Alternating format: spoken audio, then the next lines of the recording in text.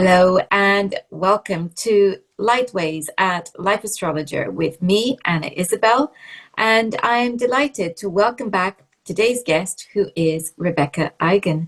Hello, Rebecca. Hello, how are you? Good I to am, see you. and you, I am well and very excited to see your new book, the title of which is When the Other Is You. And I think that's such a fantastic title. Tell us about it and tell us what you mean. Well, when the other is you, love beyond projection is the alchemy of relationship in the age of Aquarius is the whole title.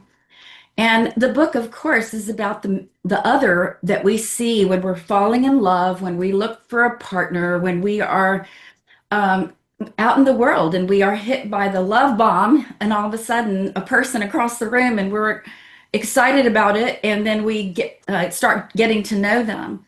So, what the book is about is how can you take two people to become more conscious and look at the planets they have in the seventh house or ruling the seventh house and learn how to share those together.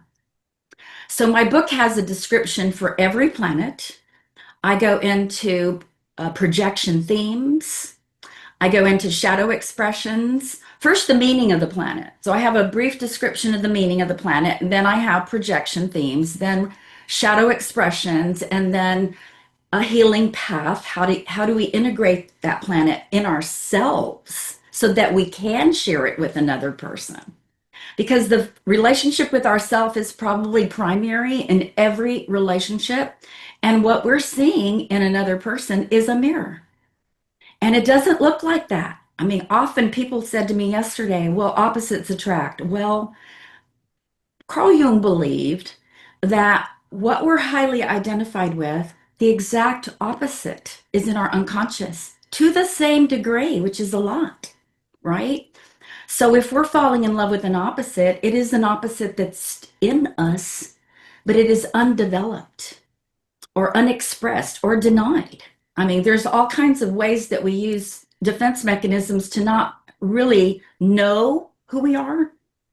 So knowing ourselves is the primary goal of this book. And then how do we share that with a partner in a conscious, equal, loving, supportive way where we are not two huge extremes? So I have reflective questions we can ask ourselves about that planet. I have questions partners can ask each other, positive and negative shadow expressions, because of course, at first there's the idealization, right? First, we're idealizing a person that we meet, and we are hoping for a certain result, but the unconscious has a completely different agenda. The unconscious has brought that particular person to you for a reason. And the reason is it wants to be known. We want to know ourselves. So we find somebody extremely attractive. And it isn't just like, oh, they're handsome or, oh, she's beautiful. Well, we see those every day, right? That has nothing whatsoever to do with what I now call, people call chemistry. I now call the mirror image because it is a soul mirror image of ourselves when we encounter that. And I'm 73 now, and it doesn't happen very often at all.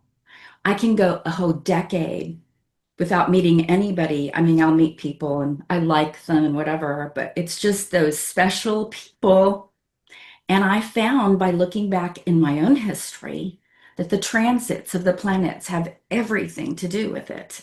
The transits and progressions will put somebody front and center when it's time for you to see something about yourself that you've been refusing to see. Oh, absolutely. And it isn't like you don't know it, but you haven't integrated it. And you may even be an astrologer for 30 years. And you think, I know everything about myself now. No, you don't.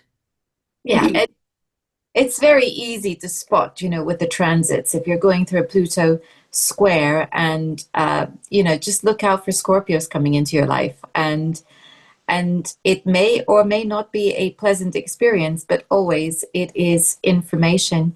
I was working with a client last week, with my therapist hat on, and we were looking at a recent relationship that had come to an end, and just unraveling slowly what led to the end of the relationship. We've been working on this for a little while, Mm-hmm. Three but years. what, well, in her case, we've been working on this for a few months now. And Oh, she, she said to me, and I really could have cheered when she said it, I think the issue is we were looking for the same thing from each other.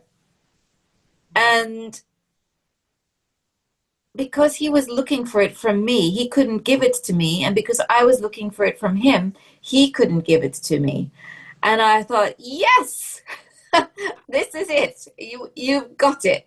And to me, that is the beginning of deep healing, because she's beginning to understand her own needs. And I think that this is what we are talking about, when we are talking about the ways in which we attract people into our lives who are mirroring us without realizing it. And equally, also, then we are projecting things onto them, casting I them. I just finished that Pluto Venus square. So she must have Venus at 28 Libra or Mhm. 29. Yeah, Okay. It was a 3-year transit. yeah. And So, at first I thought nothing's happening. I haven't really met anybody, but I had. I yeah, had, and I wasn't willing yeah, until the last year. Then it was very compelling. yeah. Well, just want to take you to a quote that I read in something that you wrote, about the book. And or maybe it was an excerpt. I've been reading lots of stuff that you've written, and I just jotted this down, and I can't now recall whether it's in the book or about the book, but doesn't matter. We must take back what we have taken away, instead of demanding that the other embody our light, carry our shadow, or fulfill our unfinished childhood story. We must claim those energies ourselves to be whole. And I like that very much. And it puts me in mind of one of Richard Idemann's books, in which he is talking about love, and in particular he's talking about different types of love, and how he describes the problem with relationships is expecting the other to fulfill all of these roles that you have just outlined. So I think it would be good for you to expand on that a little bit. Well, we fall in love with our parents. And we don't realize that they're our parents. I mean, most of us would never want to marry our parents, but nobody is alive that doesn't have unfinished business of healing. We are all in a process. It never ends. According to Carl Jung, it doesn't end. So all we can do is become conscious of it. We're not going to get rid of it either. So the more we're able to identify where the stuck places are, or what hurt us, or what we're searching for to reveal, that is being revealed in this not dynamic that is taking place. And it's so gradual that you don't really realize it until the end. Like at the very end, you're like, my God, I just did a dialogue with both my parents all over again. And I thought I was done with my parents. I'm serious. And the hesitation of even getting involved with this person was huge. I mean, it was huge. I didn't want to have anything to do with him. And of course, it still happened, whether I wanted to or not. The unconscious was pushing me towards him, and him towards me. And it was the exact same thing. There was a lot of fear on both parts of being vulnerable. And I believe that the entire thing could have happened, or the entire relationship can happen in a different way when both people are willing to be vulnerable, when both people are willing to read about shadow work, which he was not willing at all. So he had the South Node conjunct the moon in Scorpio. Hello, conjunct my Venus. That was a past life, very strong past life relationship. So we were both not only afraid, we were both very, very attracted to each other. And I would say that we're trying to heal our past life, our past, well, I just said that, it just came out. We're trying to heal things that have happened with people that we encounter in this life that have to do with past lives. And you'll really know that by the South Node. You know, when the South Node is involved, you're definitely redoing a relationship with somebody. And especially when Pluto is squaring that exactly on both people, he was getting the Pluto square to his moon because his moon was 2 degrees Scorpio and South Node right there on my 28-degree Libra Venus. So here you have it. And then the most profound of all, which just astounded me, my progressed moon was on my Pluto, and his progressed sun was exactly at the same degree. How's that? I mean, that's a profound thing to happen, and to see it in real time, to see it in real time, not just with clients when they come in with that kind of thing happening, but with yourself. And when I wrote the book, I wrote it so that people could have something, a tool to understand what they're going through during that time. So if both people are willing to look at themselves, which often doesn't happen if that person knows absolutely nothing about psychology, astrology, nothing. But if they do, and if they're open minded and they're willing to do some deep work, then you're put in front of them because it's no accident that they're there too. It's not an accident who you're fascinated by. And Carl Jung used that term, fascination. And I have a quote by him on my website that I always tell people to come into my office and read it because I have a huge poster.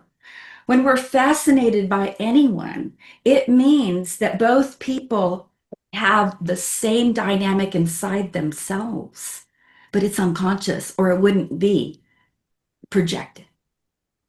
So there was something about my control issues that was being projected onto this person who was a living embodiment of his control issues, right?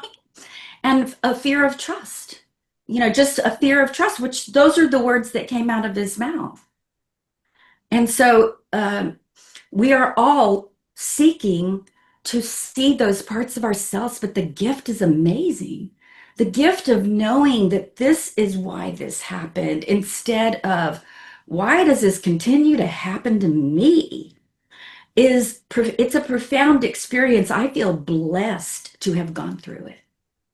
He brought me a mirror for me that I would never have been able to admit to myself, or that I had not been, that I thought I had dealt with, that I thought was over. And that it took me back to Carl Jung's work to read about the anima and the animus, and to read what he says in there about a psychological relationship. Because a psychological relationship can only happen after the projections have worn off. If you never live with that person that you were so in love with, if you project your fantasy, I have a Neptune too, I have Venus, Neptune. If you project your fantasy on somebody and you're never a part of their life, they can hold that projection forever. The projections don't have an opportunity to fall off. How many people out there are compelled by somebody from the past and they wish that could have happened, or that person shows up again and they think, oh, now this time it's just going to be wonderful. But no, this time you're going to integrate what it was you put, what part of your soul you put on that human being. And they are a human being just like you, with faults, with flaws, with issues, with baggage. You know, do you want to unpack your baggage together? Then you want to buy my book. Mhm. I think, just listening to you when you were saying about, the repetition of patterns, I think it made me think of times and I'm sure everybody will remember this happening to them in school, where they just can't work out what we're doing wrong. There maybe it's a maths issue, or maybe it's a something to do with English, and you can't work out why you can't get your grades to be higher when you're working so hard. And it's that feeling of, well, what am I doing wrong? Somebody please tell me what I'm doing wrong, because I cannot figure out where's the mistake. What am I doing wrong? Or, situations where, and some parents are very guilty of this, where the child says, what did I do? And, Mm. typically it's mom who says, well, if you don't know, I'm not going to tell you. How is that helpful? it's it's just that feeling of complete bewilderment that we Mhm. have when we get into these patterns and we don't know why. In fact, we might not even recognize that we're in a pattern. I can remember doing years ago, doing a workshop on Venus, and there was a woman on there who kept talking about different relationships that she had had, and her only awareness was that she couldn't do relationships Mm. because they always ended up in a scene of devastation. And listening to her, I said to her, have you considered that perhaps there is a type of man that you're attracted to? And she said, but they're all so different. I said, Mhm. yes, they are, but they're the same man. Mhm. And she thought about it, and she really needed me to reflect back to her what she had said. And thankfully, I am one for taking notes. So I was able to read to her verbatim what she had said about each of them. She hadn't noticed that she was using the same words to describe them. And she went, oh, that's, it was such a revelation to her that she was using the same language to describe them. But then the shock came later when she started using the same language to describe her father. Mm. And I said to her, did you listen? Did you hear what you just said?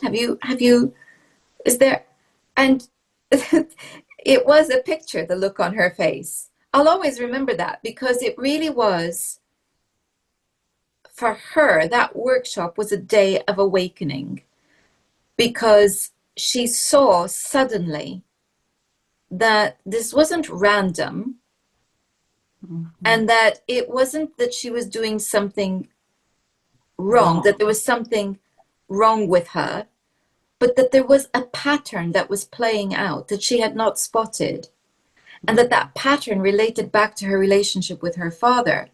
Now, clearly, that wasn't enough to do the healing, but it was enough to get started, which is Right. far, far better than where she was before, which was the child going, I can't work this out. What am I doing wrong? And I think Exactly. that was just such a profound thing. I So this work that we're talking about is truly about being free. It liberates you to understand. You know, when you don't understand, you can be in so much pain and you can say what she said. I've had many people say to me, I don't do relationships. I just don't know how to do them. Well, as Carl Jung said, the unrelated human being lacks wholeness because the only way we can see our wholeness is through the other, which is why I called it When the Other Is You. How do you see yourself in a vacuum? You can't. So I believe that the unconscious, which you can call that God, you know, Buddha, the higher intelligence, the force, whatever anybody wants to call it, Carl Jung called it the self. And I believe the self is actually orchestrating all these relationships. And the divine timing of everything is profound to me. If looking back at now that I'm 73, the timing involved in every single long, very influential and transformative relationship was transits. I mean, to me, it's remarkable. And maybe most people come in and they have Uranus on the seventh by transit. Saturn, they're getting married, but Saturn is about to conjunct the seventh house cusp. And I'm like, okay, this is not going to be that easy. You know, the initial honeymoon phase is going to be over really fast as soon as Saturn gets there, which was maybe 6 months away. But Liz Green says in one of her books, Relating, living with others on the planet or whatever, I can't remember, it's called Relating. She says, and that couple think that it's going to work out just like in the fairy tales and, you know, and the movies that we see, because our culture is so inundated with these movies that tell us that that is what love is, that limerence, that projective chemistry that we feel, but that has nothing to do with love. It has to do with our own unconscious putting itself out on another person and then hoping that we will start to dialogue with the reflection of ourselves and bring it back home. What we want is to bring that home. And so are they. They're not, they're not a victim of the relationship. They're doing the same thing and they don't know it. And so that's why I wrote this book. And there's a chapter in there called Love Beyond Projection that is quite profound in the back. And best friends in the age of Aquarius, because we're leaving the age of Pisces, of So, suffering and sacrificing. so that brings me to another quote that you have, and that is, friendship is the rational archetype of our time. The Piscean age exalted fusion, sacrifice, and projection, and projecting the numinosum onto the other. Tell us, tell us about that. What do you mean? The relational archetype of our time is what I wrote. And Aquarius is totally about friendship and it's about objectivity, standing back, um, looking at the person objectively, giving them the freedom to be who they came here to be, not what our expectations are. We get in a lot of trouble because we have all these expectations that are based on our own unconscious, unmet needs, right? But then we put that on another person, and that's not who they are. We want them to be that. So then we start trying to twist ourselves into a pretzel, trying to get them to do that. And they're not going to do it. Or if they do, they do it one time and then they forget about it. Or they'll do something like I remember one girl that came to me and she said, but I keep attracting the same. She knew it was a pattern. Okay. She knew it was a pattern. I keep attracting the same person over and over. And I don't see that in myself. I don't see that I do that. I don't do that. Where do you see that? And her issue was anger. So Mars was on the seventh, and I don't want to ever be angry. Anger leads to violence. She had all these judgments about anger and expressing her real, authentic voice in a relationship. So therefore, she was passive aggressive because the unconscious says, wait a minute, what about me? And all of a sudden it just says something. And that's not her saying it, that's her animus. The male side of us will take over and will say things to shock us into looking at ourselves. The anima animus thing with that Carl Jung describes is really quite interesting. And it's the male side of a woman he called the animus, which is the part of her that directs her life, that goes after what she wants, that sets goals, and primarily also sets boundaries and takes care of her. If she's not doing it, then he's going to do it for her. And the anima in a woman, I mean, in a man, the anima is the part of him that relates, that has emotions, that has feelings, that has creativity. The woman inside of him has feelings and goes into a dark mood when he's not getting his feelings heard, or when he cannot express himself, or when he is in a relationship and somebody does something and he is hurt, but he won't say it. So she'll get even for him by being moody, by forgetting things, by not showing up on time. And those are also passive aggressive. But it's the woman in him that's doing those things that throws him into those dark, dark places inside of him. And what the anima and animus want is for us to talk to each other, to talk, to relate, to express. When you did that, that hurt me. I hurt when you said that. You know, how can I meet you halfway if you don't tell me when I'm hurting you? How can I avoid doing that if it's something that hurts you? We have to say what we really feel to each other, or the anima and animus will cross swords, and they will shoot out like poisonous remarks.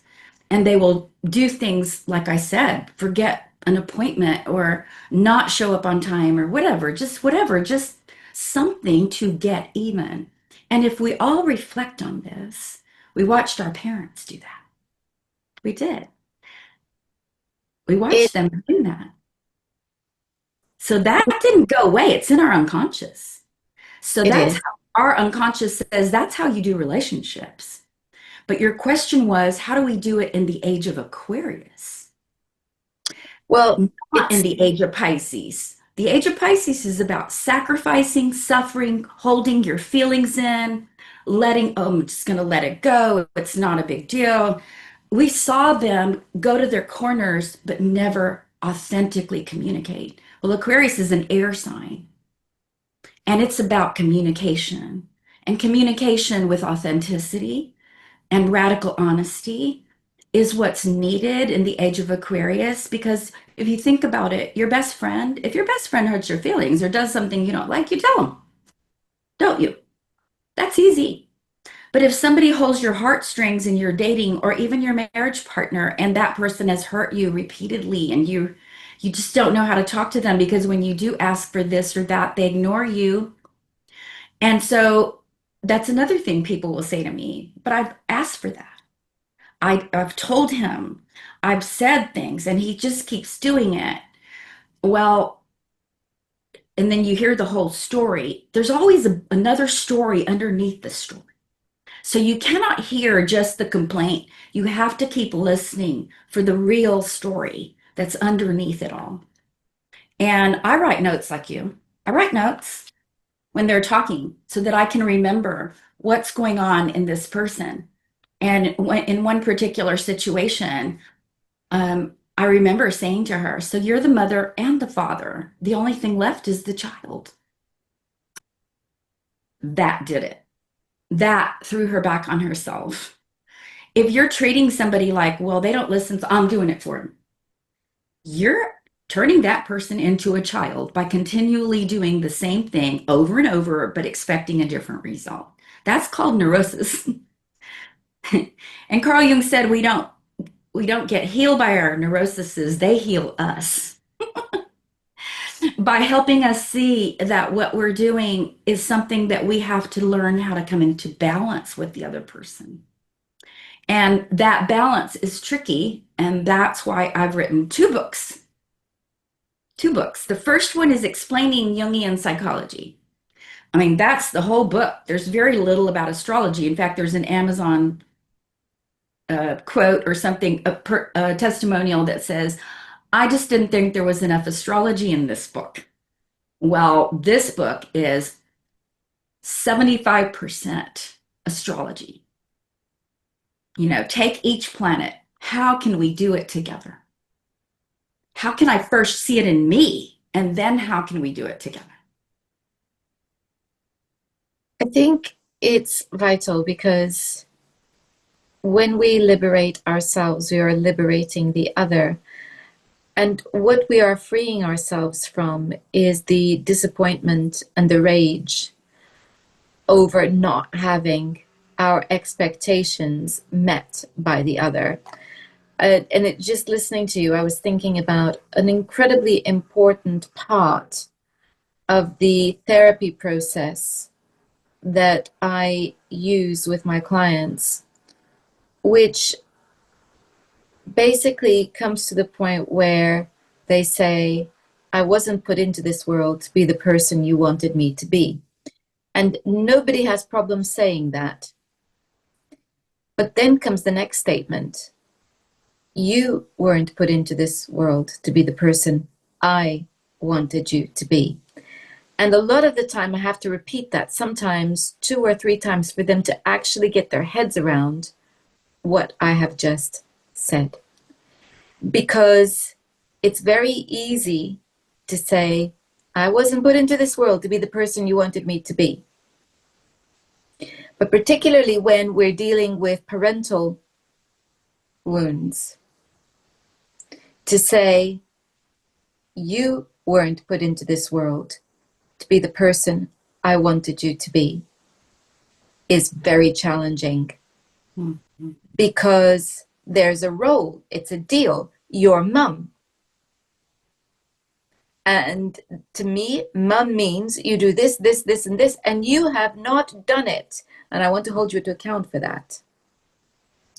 And I think that process is incredibly liberating, because when we see that that's what we're trying to do, we're trying to make the other person be what they cannot be, then the whole thing begins to unravel.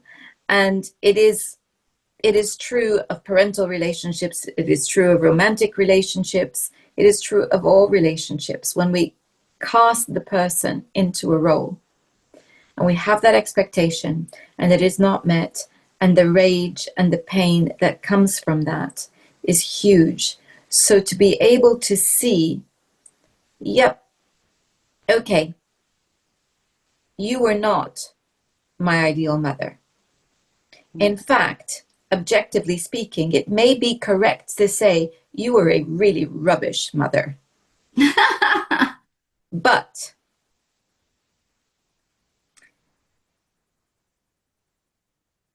I can see why. And the fact that you were, for all intents and purposes, a failed mother does not mean that you are a bad person. And right. That journey is huge. Right. That journey is huge. And I'm using mother as an example. It could equally be father, it could be a brother, it could be anybody. You were not able to fulfill this role for these reasons. And maybe now I can see that you did your best. You just didn't meet the full expectation that I had. What is that expectation? What does it mean? Mm-hmm. And a lot of the time, the expectation is not unrealistic. A lot of the time, the expectation is not unreasonable, actually, is the word I wanted. It's not unreasonable. It's not unreasonable to expect your parent to notice you. It's not unreasonable to expect your parent to provide for your needs at a both emotional and physical level. It's not an unreasonable expectation.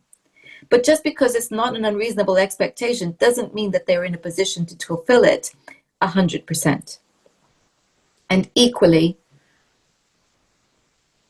when we're now dealing with two adults. Right. and it's a romantic relationship that fails. Objectively speaking, yeah, he may really have been a very, really rubbish husband. Why? And maybe, just maybe, my expectations of husband aren't quite as unreasonable as I thought. Maybe I expected him to fix me, to sort Mm, my issues, because maybe I'm really looking for daddy or mummy. exactly. Exactly. So those two statements as part of the therapeutic process, and I never present them until we have done a heap of work before we get there. And I present them at that moment when I'm really testing to see, where are we with this? Where are we? Can you say that statement? Understand it, own it, mean it. It's a big thing. It's definitely a process, and you're a therapist, and I'm not. So when I'm doing work with somebody, I don't get to hear as much as somebody that's a therapist that's being paid to hear a person's childhood story. I have to actually dig it out of them. Um, and I can ask a lot of questions and get them to start talking about it. But when I confront, I can just, you said you don't do it until a lot has come out. Well, I do it within 1 or 2 sessions. I mean, really, I do. And I don't know, maybe that's why sometimes they don't come back because it was too shocking. No, I think, when I say a lot's happened, but I say a lot's, but what I mean is a lot's happened within that session, Mm. because sessions are 2 hours long, and when we're doing hypnotherapy, Oh, and okay. we're doing regression work. So this comes at the end of that particular session, in which we Okay. have done a lot of clearing. So it's not after, a number of sessions. Months of talking to somebody. Yeah, this Okay. is after we've tracked the feeling to where it began. It's where we've done all of the work of understanding and reframing everything that had happened. And now I want to know, how effective has that work been? So let's throw these statements out and see what happens. Mhm. And I think that it's a very powerful thing. But yes, it's all about untangling. And I think the untanglement and the ownership of responsibility. I am now an adult, Mhm. and therefore I need to be mummy and daddy to me, Right. not somebody else's role to do that for me. Right. Um, That's in my first book. it's huge. It's huge. It's huge. And and the chart, the beauty of being an astrologer is that the chart has all the characters beautifully laid out there. And it comes back to, something you said about um, the transits, the transits bringing the people right on cue. And I said, yeah, absolutely. It's like a play, enter Mhm. stage right, Pluto transit, here he comes or here she comes. Enter stage left, Saturn transit, ooh, here come the Capricorns. It is like that. And it makes me think about horary astrology, where you ask the question and the players all appear. You're not Mm. just looking at things as it being a the planets. You're looking at them as people. So, and again, for those who haven't read William Lillian, who are interested in this type of thing, just go and read how he describes the people that are being presented and the roles that they're playing according to that moment in time for the Mm. client sitting in front of him. This is a wondrous aspect of astrology. Oh, it's amazing. It's amazing. Somehow I don't understand how anybody could really do really good therapy on any with anybody unless they know the chart. Because I've even met psychologists and astrologers who are still projecting parts of themselves onto others and getting a huge charge about it. And I'm like, you're a therapist, you're an astrologer. And then I go through something myself. This Pluto square to me, Pluto squaring my Venus, gave me a lot of compassion, a lot more compassion to understand that what Carl Jung said in his book, Memories, Dreams, Reflections, was that we aren't ever done. So don't expect anybody just because they have a role to play. And maybe they are a very good therapists. Maybe they're good with one-on-one, but they still haven't completely finished with their own work because nobody is.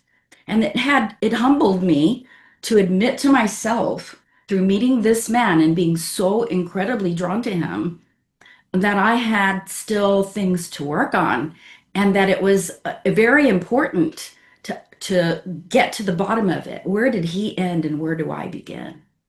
What is so compelling about this person? And so being able to understand when people come in and they're suffering from a situation, to know that we're definitely being guided. We are being guided from within to go through these different relationships. Like we said earlier, they're not random. So to have that mindset, just to develop a worldview that there are no accidents, that there is nothing random happening, that everything has meaning. That's Carl Jung 101. He said everything means something. Well, I love that because it helps you to say instead of why, what? What does it mean? What does this experience want from me? And I put that out there to people when I'm talking to them. Ask yourself what in the unconscious is wanting to come up so that you can see this and bring it to consciousness. It doesn't mean that you're going to get rid of it. Especially if you're denigrating something in another person, you're not supposed to denigrate it. You're supposed to integrate it. You're supposed to see that that's something you actually really need. You talk too much and they don't talk at all, and you don't like that. Well, shut up. Let them talk. Wait. If you're rushing forward, wanting things to happen, and the other person is holding back, mirror them. Hold back. If you keep seeing this as a pattern, the unconscious is begging you, and it will get worse and worse and worse until you see it. So it's up to you. So for me, the last two chapters in my book are about having a different worldview. That worldview is about I'm partners with my unconscious. That is my beloved. And the connucho, which the alchemists call the sacred marriage.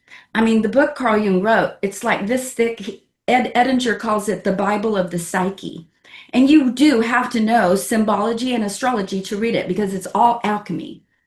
But when you read it and you see this is who we are, and we are unfolding into a sacred marriage of the union of opposites, the masculine and the feminine in every one. Whether it's globally and the things that are happening in the world, wars are a connucho as well. Go listen to the video, The Myth of Modern Man by Edward Edinger. And he says that a war is also a connucho process, but it's the opposite that's happening. But those two factions are fighting against themselves through each other. And so that's why I quit taking sides. I just quit. About a year ago, it took me a long time because I was very progressive Democrat. Then I was like, what is wrong with them? And then became more Republican and then came back to the middle because I got to see both sides are doing often the same exact thing and blaming the other side. And I'm amazed at the passion that goes into all of it. And I'm like, can you guys just see that that's what they want and that we need to get in the middle, all of us. And we're not the enemy, and they're not the enemy. The enemy is inside every one of us, and every one of us counts. And what Carl Jung said is that we are all part of the collective unconscious. That means we're not really separate. We're not. And these things are no accident. So stand back, age of Aquarius, and get objective and free yourself from that war.